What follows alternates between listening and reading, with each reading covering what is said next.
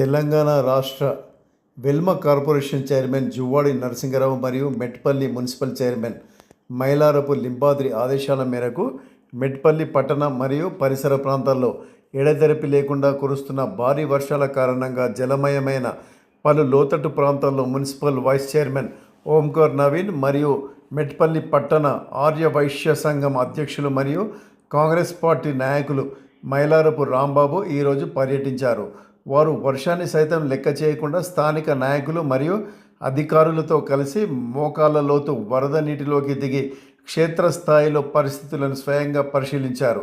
ప్రధానంగా నీరు నిలిచిపోయిన కాలనీలు, దెబ్బతిన్న రోడ్లు మరియు వరద ఉధృతికి గురవుతున్న ప్రాంతాలను వారు నిశితంగా పరిశీలించారు.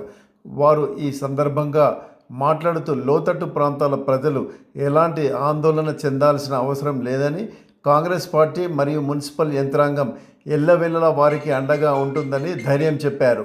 వరద నీరు ఇళ్లలోకి చేరకుండా మరియు నిలిచిపోయిన నీరు త్వరితగతిన బయటకు వెళ్లేలా తక్షణ సహాయక చర్యలు చేపట్టాలని సంబంధిత అధికారులు అందుబాటులో ఉండాలని ఆదేశించారు.